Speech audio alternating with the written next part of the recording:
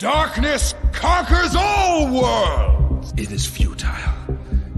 The Keyblade alone cannot seal the door to darkness. Kingdom Hearts, fill me with the power of darkness. My fiancé! Yes, you are, and my wife in practice, if not yet by law, so you would want to be aware what?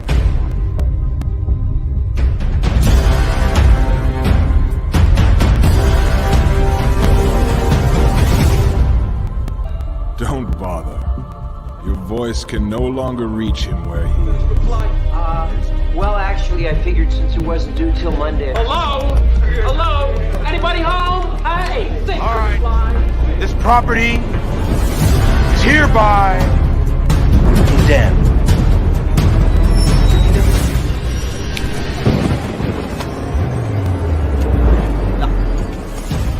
A real man makes his own money. Right, Dawson?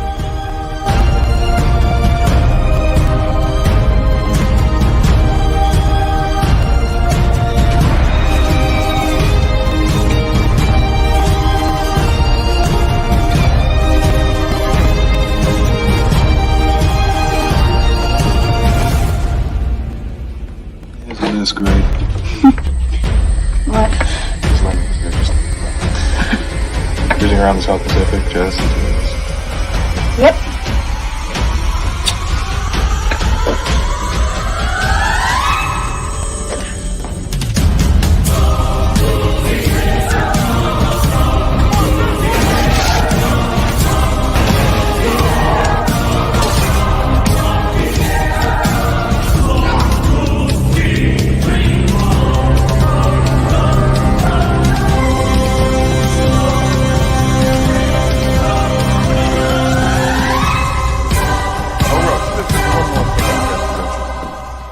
I lied.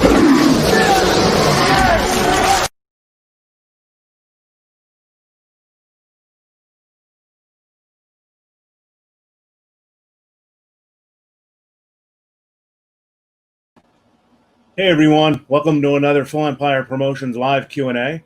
I'm Dominic. I'll be your host for the special Q&A with Billy Zane. We're live on Facebook and YouTube, so thanks so much to everyone who's watching. If you'd like to ask Billy any questions or leave any comments, please feel free to do so, and we'll get to those during the broadcast. If you'd like your own conversation with Billy, following this Q&A, he'll be doing video meet and greets on Zoom. So if you're interested in that, you can go to fullempirepromotions.com to book your session. Autographs and video greetings are also available. Without further ado, I'd like to bring on our special guest. You may know him from his roles in Titanic, Tombstone, The Phantom, my personal favorite, Deadcom, Back to the Future, or most recently TV shows such as The Boys and Curfew. He's a painter, artist, talented actor, and not the star of The Mummy, Billy Zane. How are you, Billy? No, I'm not the mummy. I'm sorry to say. I'm the daddy. Yeah. So how are you doing in your part of the world? Swell. You know, all things considering, we're hunkering down, just trying to make lemonade. You know, as they say. Yeah. Trying to keep the kids focused and creative and active, safely outdoors, wearing masks or bandanas always, and trying to encourage others to do so, even when riding, you know, a bike or getting groceries or with my limited outdoor access. Just trying to uphold the social contract, you know, Yeah. and carry my weight. Get through this madness, so we can do this in person. Yeah. Thank you, Dom, for creating the facility with which to do the next best thing. Yeah. Thanks for supporting it. And I guess it's a good time to be a ninja and a bad time to lip read. You know. So I want to start off with your background a little bit. You were born in Chicago. Did you grow up in Chicago? I did. Born and raised in the city, and then to parents who had been on stage themselves. You know, they were semi-professional actors in Chicago, and thus created kind of my exposure to theater and the arts. They then went into medical business schools as educators. And then, but we're always very supportive of my career interests. And I, after graduation, was going to take a year off from college, from film school, because I was always interested in film. And went to Hollywood to kind of pursue a career as a teenager, because it was quite a beginning of a real youth market push. You know, the Brat Pack were just kind of ramping up, and there was a lot of teen-based, youth-based films happening at the time. And I managed to secure a manager who represented, you know, Judd and Downey and Sarah Jessica, named Lori Rodkin, fellow Chicagoan as well, who now is quite an accomplished jewelry designer and lovely lady and still friend to this day to us all. Brad Pitt was a client. We were all kids. We were babies, barely 20. And I started quite young when I came out. Do you remember any specific actors who kind of were an influence to you, who you watched on screen or who you met early on in your career who kind of... Oh, sure. Gene Kelly, I think most significantly, probably because he was among my parents' favorite, but I really understood why they liked him as an accomplished, you know, actor, singer, dancer, choreographer, director.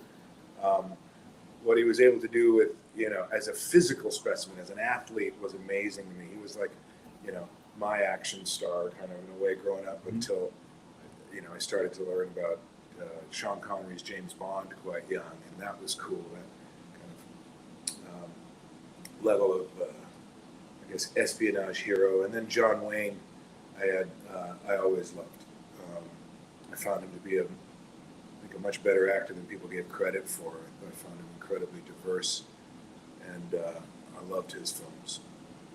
But Cary Grant, for really wrapping all of those things into one, as someone who, you know, came out of the circus. He was a circus performer who again was a very physical actor, but you know, very funny comedian and stylish dude. And that really appealed to me. I was hey Paul, I was inspired by, I'd say, Cary Grant, Gene Kelly, John Wayne, you know. And then when I was just as I was really kind of shaping, I loved William Hurt's work and Walken's and young Mel Gibson's. You know, like these were, I was watching The Year of Living Dangerously was a very aspirational movie and aesthetic Peter Weir's film. That was right before I was coming out here. And I thought, you know, I liked his ability to do drama, like Gallipoli and You're Living Dangerously, and action like Mad Max. And so those were some influential performances. But Hurt really was pretty awesome. And of course, you know, the bold work of Brando and Monty Cliff. And, there's some strong inspirations. You know, well, your first film was a big one. You played Match and Back to the Future. How excited were you to get the call that you got the audition? I think you were auditioning for Biff, right? Yeah, they auditioned all the guys who were going to be his gang for Biff. Everyone read Biff because there was nothing really to read for Match or Skinhead or 3D. And then it was a question of just putting types and characters together. So I was thrilled by the getting, you know, by the opportunity to audition.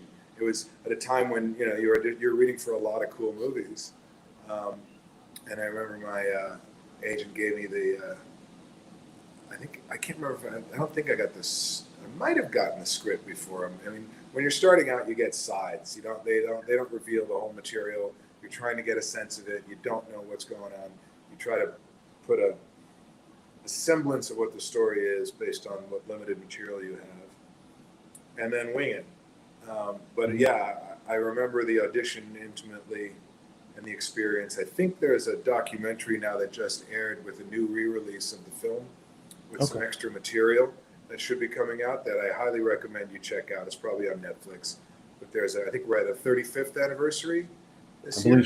I believe so. So they did a. I remember doing quite a robust interview for their documentary and told a lot of stories about it. You might want to check out. Yeah. Did you get to spend much time with Robert Zemeckis on set? And would you say he's an actor's director? Yeah, entirely. He was very generous and funny, and I think a fellow Chicagoan, if I'm not mistaken. I was a big fan of his film Used Cars. Me too. I remember going and seeing when I was in high school. They were playing it at Northwestern University, and I went with my cousin who went to school there, and it was like, you know, I went and met him at the dorm, and then we went to the screening, and I thought that was so cool to be going to a screening at a university, you know, having just seen Animal House, you know, I think that year or the year before, like I kept having these kind of, you know, Faber College fantasies, but it was Northwestern, so it wasn't quite Faber, or Faber wasn't quite Northwestern. But I remember seeing this film that just made me just laugh my ass off. I thought it was the funniest, wildest, great action. It was bold. It was, you know, lightly R and a little bit punk and cool in the Southwestern hokiness of it, right? And I think he liked that I knew the movie and, you know, sang its praises. But he was a very generous man with his time, and as he understood, you know, my passion for filmmaking, he was very generous with sharing a lot of the new tools that they were using to execute this. They were at the bleeding edge of cinema tech, and he and Steve Spielberg were just really, really generous to share knowledge with people because they loved what they were doing. Yeah, well, that's why most of their films are timeless. You know, they're going to hold up 100 years from now. Yeah. You know, it's well, Critters came next, a series that went on to spawn like 5 sequels and a TV series now. Headed to Really? They just did a series for Shudder. You know, Critters, it wasn't very good, but you know, headed to field to be one of the first victims, you know, of the Critters. And when's the last time you watched them? They have good taste. You know, must have been hard to follow. When's the last time you watched the film? A little tough. Golly. I think it was on TV one crazy night. I came in the middle, and I forgot how funny it was. The morphing. I loved the whole morphing into, you know, that one alien had trouble always morphing. And that was my favorite thing. Like who he took on was like the comedy in that film was just fantastic. And the 80s pop nature, like, you know, morphing into an 80s pop star. You know, they were just very realized characters who normally would have been, I guess, one note in other movies. And I think the secret to that film's success is its love of genre. It is genuinely kind of spooky at times and a bit shocker, funny. So it diffuses a lot of its horror and violence with a lot of comedy, but thoughtful character development for its for its, I don't want to say secondary characters, but for the ensemble they really put in. It didn't take itself too seriously, and at the same time had some scary moments. It had complete conviction. It wasn't winking, you know. The film kind of did it. The actors played it dead seriously, which always works in comedy, of course. Yeah. Well, my favorite work of yours is your work in Deadcom. Your character in that is cunning yet sympathetic. Was this your first time going to Australia, and what was it like to film there? It was. I was 21, and the Australian film scene was like really making a lot of inroads with a film called High Tide, which was, I believe, a Film Noise movie again, and Peter Weir movie, Walkabout, Gallipoli, and they were all known for like their great light, the great use of light and majesty. The film The Light Horseman, Dean Semler shot right before Deadcom, and who then went on to shoot, you know, Dances with Wolves and so many other great movies. George Miller, who produced, of course, did the Mad Max series, and was filming Witches of Eastwick while we were just starting, was just wrapping Witches. Wow. It was a film that I remember seeing that took place in Australia, other than the first Mad Max movie, and then subsequently the second, of course, was The Coca-Cola Kid, starring Eric Roberts and Greta Scacchi. And I had a huge crush on, everyone had a huge crush on Greta. She was like amazing in that movie. And it just looked stunning in it. And Eric was really cool. And he plays an American, I think, ad guy going over to, company guy going over to Sydney at the time. So there weren't many Americans kind of traveling to Australia making movies. I was equally, it was a novelty to a degree, but the character had to be, they made the bad guy the Yank, and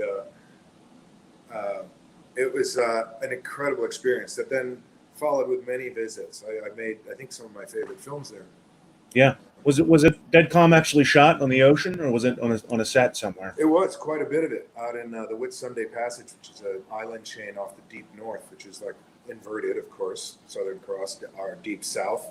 Their north is down, in a way. What were some of the challenges of shooting on water? Well, weather. Naturally, you have your schedule, but you have a lot of contingencies. So you have something in that. There's scenes for every condition in that film: rain, storm, sun, calm, night, day, and you just have to be able to pivot rapidly based upon condition, or you're sitting on your hands. Excuse me. We did have a set designed by Graham Grace Walker, epic, really cool metalhead, love Motorhead, who designed the Mad Max car. Designed our interiors, and he recreated the sailboat and split it and floated it on 40-gallon drums in a poured concrete mini tank. So the set was actually on water, but we were on land in a shed out by an airstrip, and people were rocking that, in real time. So the lights were fixed outside, and the set would move in order to create that illusion of movement. So we did some of the interiors virtually all the interiors were on floating sets in tanks, and the exteriors were out on the water. Wow. We were a floating unit at one point, where we didn't touch land for a while, like it was like Waterworld, where we went out and all these giant people carrier ferries were pontooned together, and water taxis with Zodiacs between the boats. And we got a little nuts out there. We were like attacking each other's boats, mad rum-soaked pirate raids. It got a little. I have an expression there called "gone troppo," where you're going a little. Yeah, well, it's as I said. I think it's your best work to date that I've seen. And Thank you. Do you think being it's great. Do you think being the only American, as you mentioned, because the character was kind of felt alienated. I think he was psychopath, but felt like he was on his own. Do you think being the only American there kind of gave you feedback for the character to make him feel like a loner? A little bit. I mean, they isolated me for about a week and a half before I went to the island. They had Sam and Nicole. I really appreciated how the prep they put into it, right? Like the character was he was a victim of trauma. He wasn't. I don't think he was particularly out to lunch before horrific incidents occurred, and I think he lost it when the law of nature took over law of man, and was on a sinking boat with a lot of people with a lot of drugs, and they went, it just kind of went really dark really fast, and he thought he was going to die. So we worked from there from a sense of trauma, be it he became psychopathic or sociopathic. It was something that became unjarred, and then he was desperately trying to get some semblance of normalcy at any cost. And this is where the sociopathic behavior came in, because it was at the expense of others, who, if they objected to that directive, it was like, okay, forget it. You're out of the picture. We're going to have a happy ending here, and we're going to sail home, and it'll be all, that was kind of cuckoo. But they had arranged sessions with clinical psychologists at mental institutions, and I put in a lot of time there, and then the art element really came out, and I took a lot of supplies, and then they put me at this place, this area called Townsville, in Queensland before I went to Hamilton Island, and just to be alone, with some per diem and just hang out and party and play and write and reading Rimbaud and make some art. And then I went to the island, and then they isolated all the people who were on the Orpheus, the people who I ended up dying, and I ended up killing or liberating because we were doomed anyway. That was the rationale. And we had another week and a half of taking all that video and just going off. The care they put into prep was just always existed as a great lesson, and you rarely get in terms of productions willing to fund, let alone schedule that kind of care. And I think it's the film is a testament to the success of that.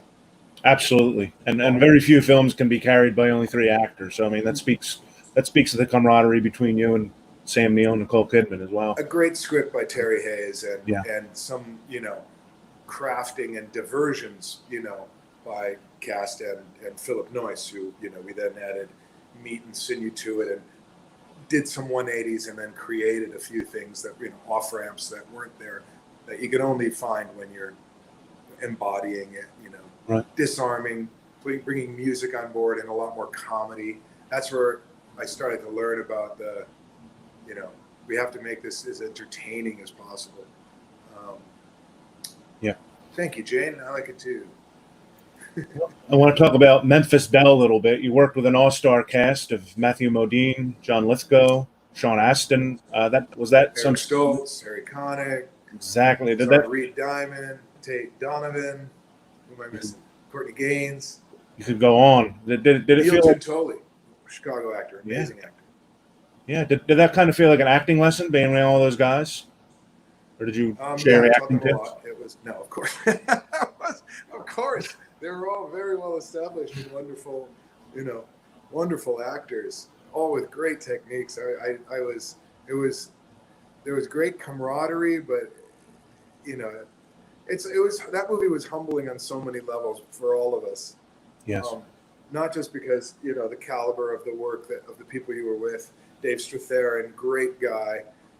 All the downtime with them and hanging out and really having I saw John Lithgow at the SAG Awards, and we always reminisce about time on the airfield together, hanging out, and how generous he was. And it was just the same vibe. It was like how many years ago, but you just kind of always fall right back into the connection you had during something like that.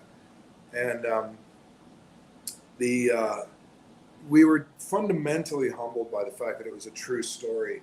Yeah. And the people we were playing were still alive, except my character, Val, had died after the war in oddly a plane crash, private plane though. Married well and was piloting a plane. And was this your first period film, and were there challenges doing Back a period? to the Future, I think, was the first period film. That's true. That was, yeah. This was the earliest. No. Yeah, did I do anything that predates that? I think I did later in the careers, things that predated, certainly.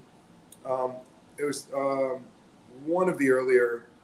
It was. Let's put it this way. It was I love the 50s and I love the clothes and the vibe and the aesthetic, as well as the 40s. These were films that shaped my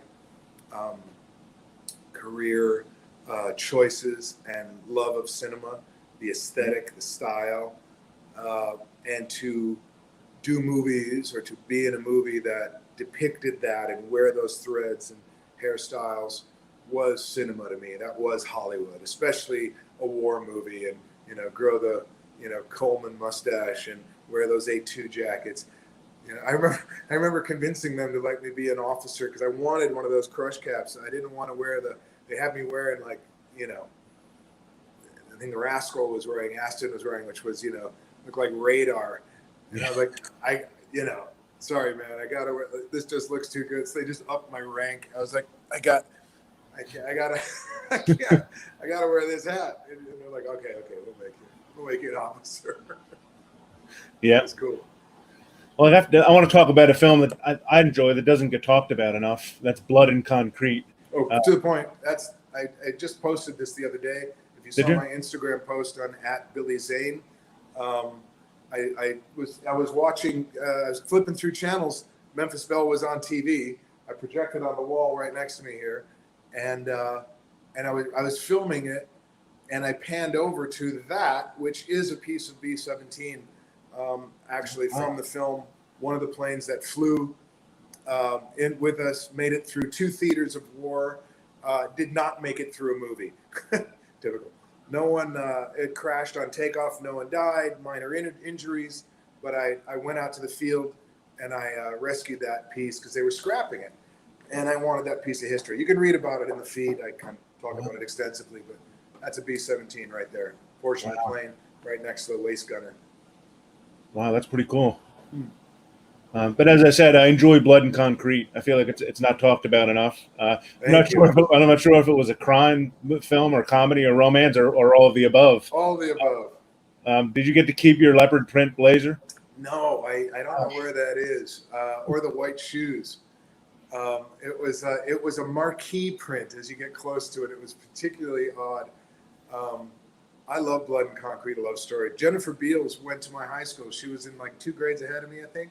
And we were, or the next grade up, and we were great friends then. And she was making films like My Bodyguard at that time, which was another great movie.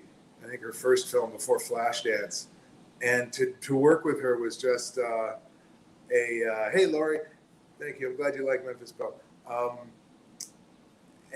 So we got to work together, which was awesome. And that was one of the films made by IRS Media, which Miles Copeland ran. Stuart Copeland, the drummer of the Police, his brother had this cool film company, and it kind of captured the LA underground swing scene colliding with the LA punk scene, which no movie really did, in a while. I mean, Repo Man touched upon the West Coast punk world for sure, but pre-swingers, no one really knew there was a, kind of a swing, and a character who loved his Sinatra and whatnot in a kind of weird archetype mashup, collision of cultures. And 90s LA cinema has a real soft spot for me, and the wild palms of it all. There's a Heartbreakers. There's a lot of really cool movies that were made that are, for some reason, are not being made today because no one makes movies anymore.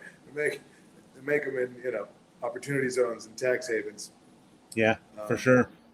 Well, I loved watching Kolchak growing up. Did you get to spend any time with Darren McGavin on that film? A lot. Did you? Huge fan of Night Stalker. Me too. And he was funny as hell. Kicked my ass in that movie, and I welcomed it. It was so funny. He loved beating me up, and one of my favorite little scenes we came up with, which was the driving scene where I got my eye on you, boy. He had, and I was the snot-nosed kid on the show, so he was just hard-ass badass. But I won his respect when I kind of suggested we do the scene where he doesn't look at the road. Typically, he's having done a million driving scenes in his career. You always pretend like you're driving. We were being towed by a car. One of the privileges of this is you don't have to look at the road. You always fake it. In this case, we did the most unnatural thing. Is like the entire scene, he just doesn't look at the road. He's just looking at me. And the button to the scene is, I got my eye on you, boy. And I'm absolutely panicked, trying to suggest he retrain his eyes on the road ahead as we're rolling towards imminent doom. And after that, he loved me. Yeah, no, he was a favorite of mine growing up. So cool. Yeah, we stepped into the world of David Lynch with Twin Peaks in 1991. How great was it to work with such a stylistic filmmaker? I was blown away like everyone was when that show came on. I was a big fan of his prior. I loved Eraserhead growing up, and his films were, from Blue Velvet to the Dune, I remember seeing in first release. He was just such a specific visual stylist and audio stylist. His sound design was always seminal. But when that series it just looked like nothing else. It changed television. Yes. That was the beginning of cinema TV, and it just changed. It just raised the bar and changed everything. We were awash in handheld camera, swinging singles literally single camera, and he brought back, cinematic, color timing and character and styling, and he loves women on film and celebrates them in ways that are treats them like Ava Gardner and Liz Taylor, and styles them and dresses them the way I was introduced to the female form on film, and it was I got it. I mean, many American males have a similar impact, or it had a similar impact upon them. So to get to play in that show and opposite Sherilyn, who was kind of everyone's object of affection, attraction, was just a gift from God. It was crazy.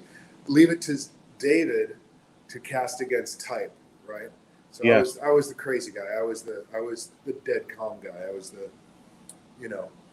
so I got a lot of offers to play unhinged people and not necessarily romantic leads or very, fun or funny characters. Hollywood has a tendency to try to make last year's movie. Right. It takes a lot. If you do something or you do it in a way that left an impression, you tend to be asked to do it again. Hey, Valerie. Yeah, you made it. Glad you showed up.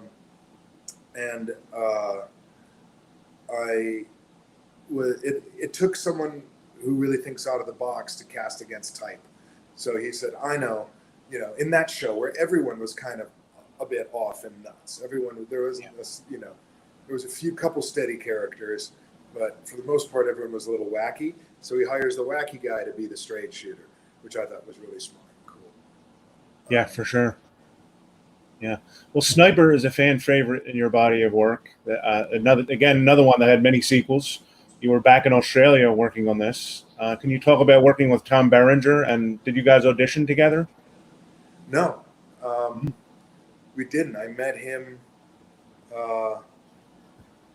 there. I think Sniper just came in. It came in as an offer, as I recall. I don't know if it was an audition. It's probably one of my first. And I agree, Laurie. It was a very interesting show. The first season, specifically, I think the second did a good job with it. You and Berenger had such good chemistry together. It almost seemed like you auditioned together. That's funny.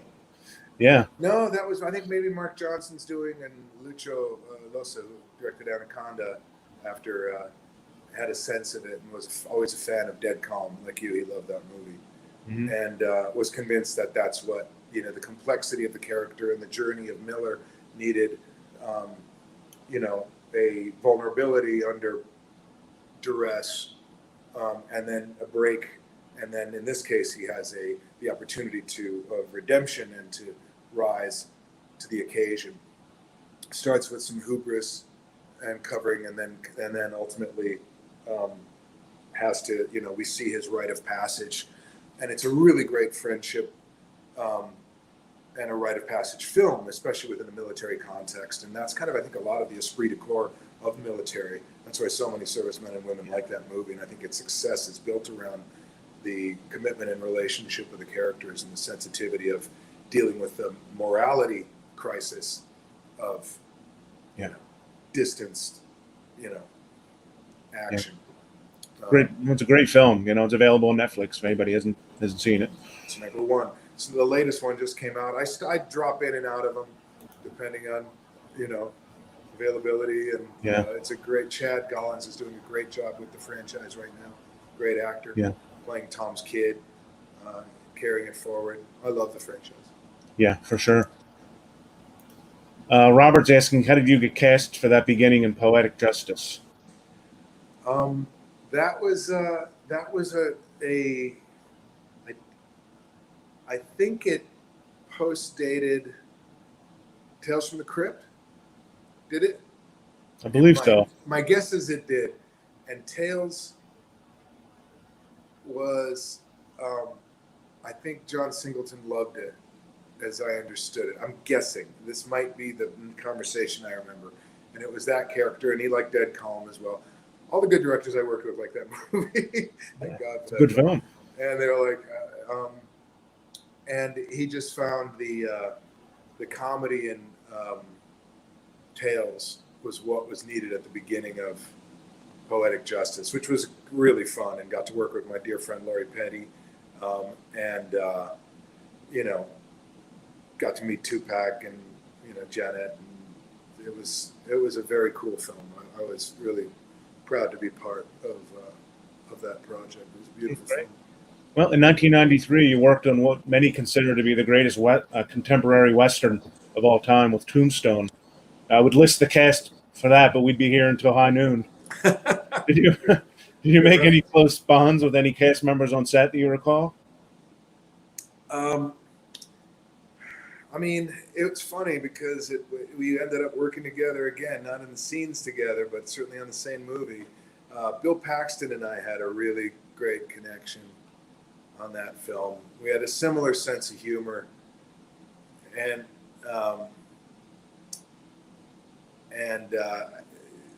his truck he drove to set or rented it, out there, caught some crazy roadkill or some unfortunate bird in his grill that he couldn't get out, that was either a road runner or something that became referred to as freaky deaky chicken. And this freaky deaky chicken, like just in his, you can hear his voice saying it now, right? This freaky deaky chicken was caught in his grill, and it just gave us, we lamented its demise and were saddened by it, but it gave delivered a peculiar amount of, pleasure posthumously. And, yeah. And who else did we connect with? Odd story. Dana Wheeler Nicholson was a friend prior, and then was a friend during. Right. I mean, Kevin Jarre had cast many of his close friends and actors he adored in that movie, and he was such a great director. Though replaced on the show, he wrote and cast and developed and was executing a really beautiful film in the manner that he, wanted to, and I think should have been allowed to. As good as the film was, I think it could have even been a better movie, to be honest. Yeah. In a way, if that's possible, because he was trying to shoot it like a John Ford film, like a, George Stevens or Hawks, Yeah. He had a very particular old Hollywood approach to it. Thank you. I appreciate that. Yeah. I almost wish it would have been fun if he cameoed like Chuck Connors and John Wayne. I had some of the old Western guys who were still around then, Well, Mitchum was going to be in it, and then he was a little ill, so he narrated it, and then he got Charlton Heston to show up, which was cool. Yeah. Yeah. And that was great to have him turn up. But Robert was going to play that. But we had Harry Carey Jr., which was awesome. And, Yeah. It was. I'm very, very proud of the movie. There's actually an event coming up called Doc Holidays in Tombstone coming up, isn't there? What are the dates on that, Dom? I think it's August 7th, 8th, and 9th. Yeah, if you guys want to come check out, we're doing a dedicated Doc Holidays hangout for Tombstone, raising some money for the town in the COVID straits, as it were, doing signings, dedicated meet and greets around that very issue, right? Yeah. We'll have more info on that on FallenPirePromotions.com. Valerie says, loved your performance and Barbaro's. Great story, too. Oh, thank you. Yeah, that was a really interesting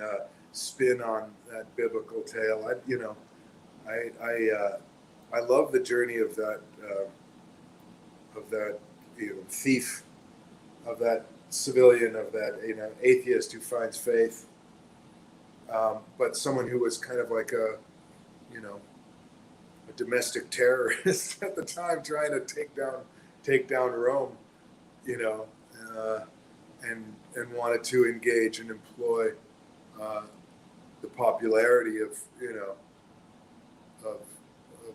Jesus of Nazareth, because he figured he was like could be a good freedom fighter, gather some force to just take down this invading army, and then along the course of the way started to understand what was really kind of going on. I love playing that character in a very, I don't want to say modern, but it's kind of an accessible narrative, as if it was really happening to you and you were confronted with someone who's claiming to raise the dead and heal, and you just be like, what are you on about? It was a great interesting approach to play, and then be overwhelmed by. Right. Of course, I've been crucified before, but never literally, and that was. Yeah, they had to leave a mark. That was a thing. Yeah. So of course I have to talk about Tales from the Crypt Demon Knight. That character is probably the best example of a villain that you love to hate. Did you have any inspiration for the character, or did you just kind of just go to town on him? Both. I had recently seen Aladdin, Disney's, and the animated feature had come out right around then. And what Robin Williams did with the genie, and I've always was a fan of his improvisational mind and his energy. And I realized at that point, animators animated to him. He did not stick to a script, and they weren't expecting to follow his, or he, how can I put it? He drove it. And that was an eye opener. Me too, Susan. It's one of my favorite movies. And the idea that he could pull anything out of the ether as a supernatural character to make his point, and produce any tool or prop is nice shot, Tim. I agree. I thought, okay, this is the genie from hell, awesome, got it, right? So with the same kind of rim shot and stand up kind of quickness and setup, he'd create a false sense of security and then come in for the kill, but be able to produce anything he needed, because he had to seduce these different people in ways that they needed to be. So he was able to manifest any condition, setting, outfit, persona, to get to folks. And that was just simply a great device for the narrative, but also a great tool for comedy and for entertainment. Yeah, I never thought of it that way, but it makes sense. The evil genie. Never. So you a couple letters short of evil genius. You just kind of stop right. So you ad-libbed a lot of the lines for that? You could say that, yes. I was given, once I kind of set because he wasn't written that funny, and he thank you, Valerie. He was pretty sly, that guy. So I kind of just went for subversion with a little comedy, like we did in Deadcom. These characters were not funny on the page. There was some of the circumstances were, but this was the evil thing that people would play against. So they didn't expect this character to have but once I was able to demonstrate you can actually be more frightening through the element of surprise. You create a false sense of security and you're disarmed, and then he comes in for the bite. The shock value is higher rather than you're just anticipating threat throughout. It got a little tedious. So we did that with, we made Deadcom more vulnerable, and a little funnier and a little human. And we made this character completely gonzo and and enjoying what he did, the joy of being a demon, a devil, you know, the love of it was, he wasn't, you know, trying to get out of the bottle. He enjoyed what he was doing. Right. He wasn't trying to change. He was trying to change the world, you know, but he liked his job.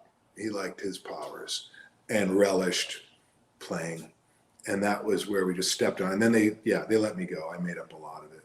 The writers were, That's great. I thought they were going to be offended. They were kind of grateful. They were given a lot of credit for a few jokes, but Yeah, that's great. I think people like kind of the laugh and scare simultaneously combo. It works, but it only works if you've got great material to start with, right? You can do that, and it only works if you've got people who are comfortable in their talent. You know, if directors who are confident, you know, as Dickerson was, and want, contribution, Right. And know that you're making a better film and not threatened by suggestion other than being, a tool that does what they're seemingly have been expected to do for a while. Right. The spontaneity. Okay. Well, from villain to hero, we have to talk about the Phantom that came next for you. Were you a superhero fan growing up, and did you read the Phantom comics? I was a Dick Donner Superman fan, and I was a George Reeves Superman fan. In the comics of it all, I'd collect a couple, but movies held my interest in popular culture more than comic books. I wasn't particularly a comic book kid. I liked the idea of these specimens, these Olympian musculature. I liked the drawing. I thought that was cool. Movement, and wow, interesting comment. The Phantom. Hey, Brian. Nice to see you. You helped him out. And I started collecting Phantom comics in Australia during Deadcom, and then Sniper really was picking them up because that was honestly the first comic I collected, and the first character I resonated with because he didn't have superpowers. He was just, superhumane, not superhuman. He was a do-gooder, right? He was like, I related to more tangible heroes who, used their wits and their fists and didn't kill, right? Not only did he not have superpowers, he showed mercy, which I think was his greatest power, was his empathy and his ability to, always give the benefit and be on the side of right. Now, that wasn't just a corny thing. That inevitably it was demonstrating, the karmic self-retribution, like when bad guys would, you're hanging off a cliff, no matter what happened, Phantom would give you a hand to try to come on up. All right, let's go. And if they try to cut him or do something, they'd fall to their own death. And he'd be like, he'd hang out there like the Silver Surfer in a way, who I also loved, kind of looked similar, but he would, ponder and, contemplate, the human condition and be like, well, it was kind of par for the course. I loved I also liked that he had a girlfriend or an object of his affection, and then a wife.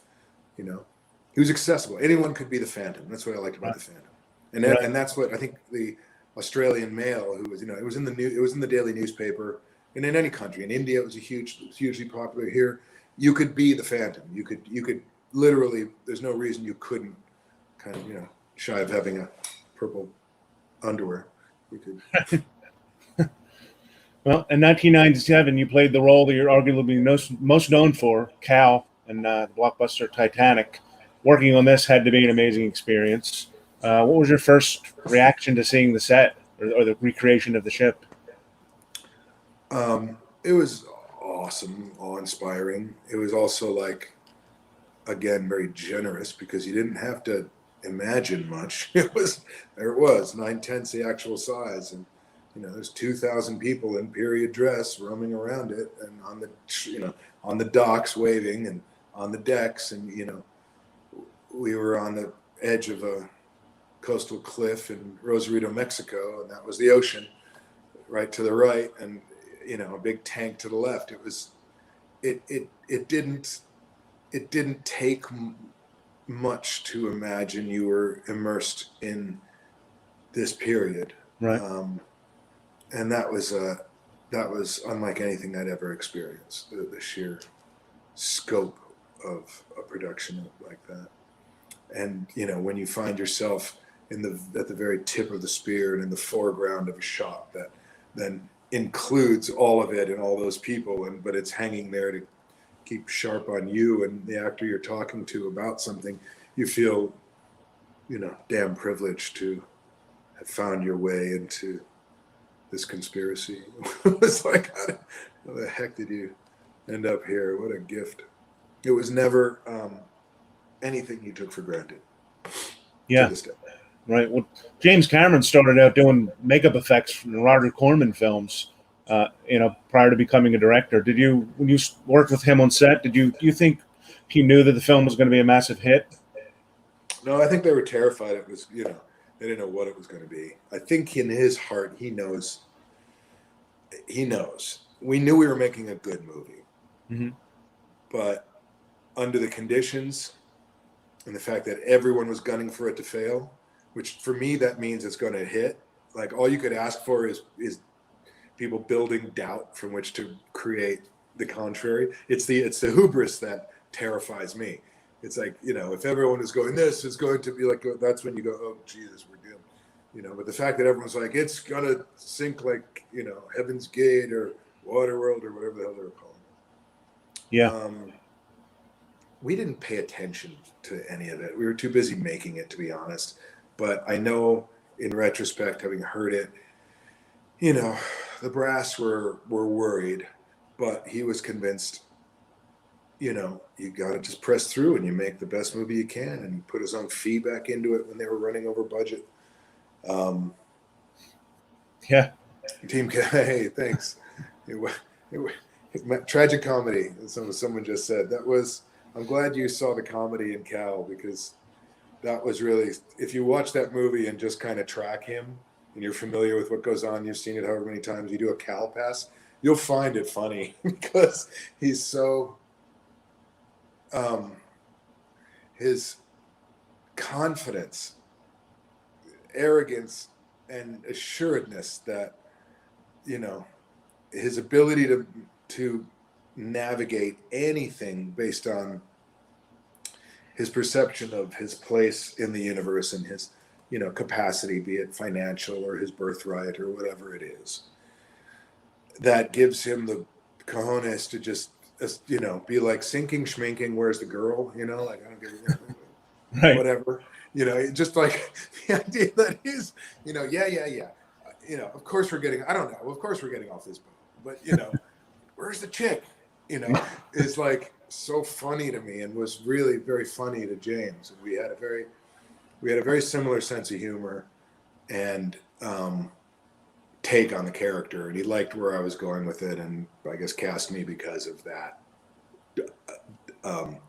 ability to do more than, by all means, use that character. He's like a victim of bad programming for sure. Isn't bad for bad sake. Just didn't, was taught to be a dick because he, it's like, it's kind of unfortunate, but genuinely broadsided and confused when his currency was in the balance and being challenged by, a bohemian without a dime or a title, or, just on sheer, maybe beauty or youth, or more so talent, which right. I love that he recognized. The only reason, Cal couldn't destroy that photo was because it was so good and he hated it, He was like, oh, and then he got an idea how to like really screw him. But it was a very, it was a great role to play. I love that character. And he really carried the age, as well, the times. Yeah. Well, we're running low on time, but I have to mention a film you did called Susan's Plan. You know, because I love John Landis, and even now, Nastasia Kinski is one of my biggest crushes. Me too. Yeah. So, can you talk a little bit about working with John Landis and Nastasia Kinski? Absolutely.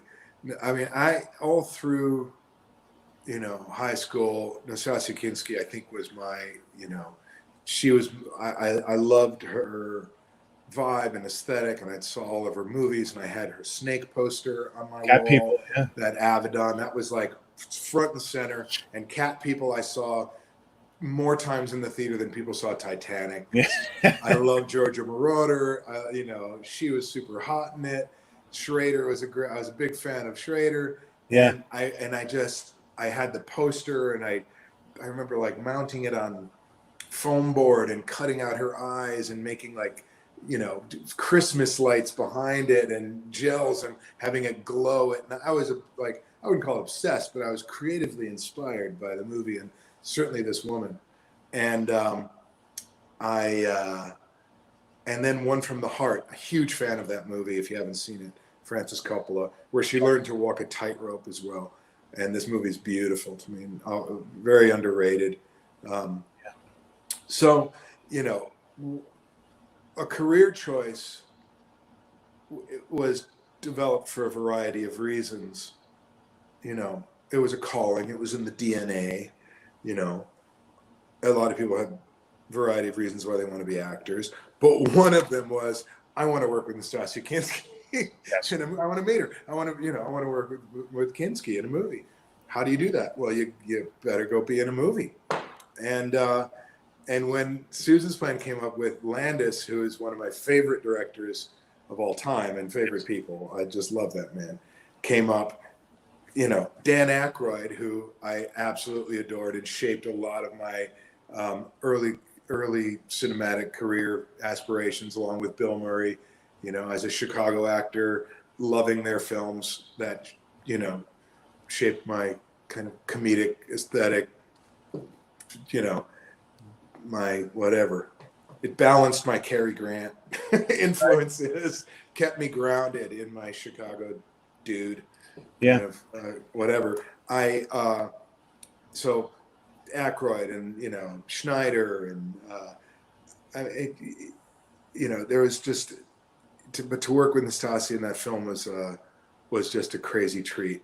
And then she came to the premiere, which I didn't expect to see her. The premiere of Titanic was a pretty awesome experience. We're at the Chinese theater. Everyone's in black tie. It felt like the Oscars. The room was filled with, I think, more Hollywood clout than the Oscars, because there was a lot of, it was a harder ticket than the Oscars, to be honest. And I had my row, and my sister was with me, and my friends, and that when it ended, everyone was, standing up and clapping and crying. It was a big deal. And she came up and gave me like the biggest hug and kiss. And I looked at my sister over her shoulder, and she knew what that meant to me. She knew growing up. And I was like, you can shoot me now. You can. I think I mounted. I was like, I'm done. Mission accomplished. You can kill me now. I'm a dead man. Thanks, Nastasia. Love you too. It's like, boom, I'm done. Took the pill called Hollywood. Waking up. That's awesome. That was great. Well, to wrap up with a few recent things you did, you recently won Best Actor for a film you did called Lucid. Can you tell everybody a little bit about this and where we can find it? Yeah, that's coming out. I just got the poster. It's an English film that won Best Picture as well in the Golden Movie Awards, whatever it's called, and in London. It's a great movie about lucid dreaming, and I play a dream therapist, psychologist who spends most of his time in pajamas, because that's how he works, basically. It's very funny. But where is this? It's coming out in September. I'll post the poster. I'll put it on my, check out my Instagram. Yep. And it's a great movie. It's a little film and really cool, but it's got a big vibe. And it's I love this character, Elliot, because he's really he's like a mentor and a friend and a bit of a wacky uncle. I look very different than I have in most movies, bearded and kind of long haired and gray. And he's kind of he's groovy and has sound advice and helps this young man who has, he's borderline kind of Asperger's and is, a lot of issues and is kind of trying to get the moxie up to talk to this woman who he digs. And I help him coach through confidence, whereby using lucid dreaming, where you can go into dreams and create the outcomes you want in real life. And this apparently is true.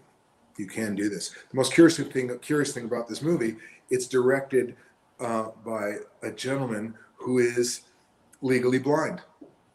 And we didn't know that until I didn't know it. And he didn't tell anyone until we were like, second day on set. And he had this giant monitor and he kept standing really close to it in order to see the image. And he'd talk to you, look you right in the eye and give you direction, and you wouldn't tell or you wouldn't know. But he has this degenerative disease, and his brother does too. And he was losing his eyesight, and he was blind, and wrote the thing using lucid dreaming and, typing letter at a time up close to a screen. And it was brilliant. He hired people he knew could execute his vision, so to speak. And he won Best Director at this festival. So an amazing movie directed by a blind man. Wow. Yeah, you got to see this film. And I'm very proud of the role, and I look forward to seeing it. Received so well. Yeah, well, if you're not following Billy, social media is right underneath him at Billy Zane. So follow him for updates on where you can see Lucid. And on Instagram as well, and Twitter. I don't use Twitter as much. I should. I just I don't know. Insta is my jam. Yeah, it's easier to use. It doesn't limit you on text. I hate that Twitter limits you on the amount. I don't mind a little haiku, but it's like I get bouncing between the two. It's kind of boring. So we're gearing up to do I'm doing another film with Tom Berenger coming up about the Battle of the Bulge. I'm starting at the end of the month, or the beginning of August. We're doing. Oh, you're gonna love it, Tiffany. It's really good. Lucid, check it out. And so we're excited to work together again. And then we're going to try to fit one in that I wrote called Theo, if we can get to Greece in time before we shoot Waltzing with Brando, which I'm really excited by.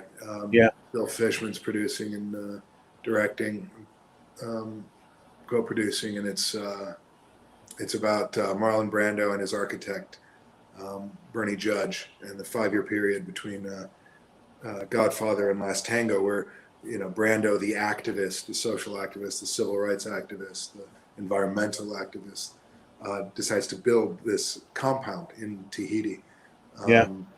And it's a great story. It's a great two-hander, and it's not like a cradle to grave biopic. It really celebrates a very cool period in Brando's life, and celebrates him as someone who not many people know about, and is that's a very kind of telling window into the character, into the man. So I'm very excited by that. Yeah, no, I'm excited. I'm excited to see it too. And you're always busy. You're always doing. We didn't even talk about your art. The work you do, the art or anything else. But I know you always have a million things going on, and it's always fun talking to you, Billy. Exhibitions coming up. You can see the artwork on BillyZaneArt.com, or message me on at Billy Zane. You can direct message and leave a comment, or message me in the feed if you're interested in in it. It's something I'll always post the shows I'm doing. But it's it's something I absolutely love and started doing at scale like that during Titanic in '97. Right. And have continued. Yeah. Tiffany's asking, is there a website where people can buy your art? You can. There's not. The answer is coming. There is the website where you can, I think, leave info at BillyZaneArt.com. You can email requests. You can also use the Instagram right now. We're just building out the store front as we're speaking on a new platform. We're launching a video streaming platform that will have video commerce built within it called Connect Jungle. But I'll let you know and announce when that drops. In the meantime, just send me, inquiries, look at some of the work you like, and take a screenshot. And if you want to send me a message, you can do so on Instagram and say, hey, I'm interested in your art, direct message me. And we can pop over to DM and get into it. Maybe talk to my gallerist. Mm-hmm. I like commissions too. They're fun. Right. All right, Billy. Well, we're just over an hour, so I'm gonna wrap up. But it's always great talking to you. Thanks for the conversation, and thanks for all the info. Pleasure, man. So yeah. So you be well, and I look forward to seeing you in person again. I always have fun at the con adventures. We always do. So hopefully you're a wry wit, Don Mancini, and always a pleasure to work with. We always have a good laugh. We love puns. For sure. Yeah, and there's going to be a backlog of them. By the time we get started. This is true. So, all right, Billy. We'll see you in a little bit. If you have a Zoom session with Billy, we'll see you in Zoom. Thanks a lot. Thank you, folks. A real pleasure to speak with you. Great guy. Always fun to talk to. So if you'd like to have your own conversation with Billy, you can go to fullempirepromotions.com right now. We're going to leave sales open for about another 5 minutes for his video meet and greets on Zoom. If you already purchased one, you can click the link in the email that you got, and we'll see you in a little bit. And thanks again to everyone who watched. We'll be doing more of these coming up. And we've got Danielle Basutti coming on at 4 p.m. Eastern Standard Time tomorrow. Thanks so much. Have a good weekend.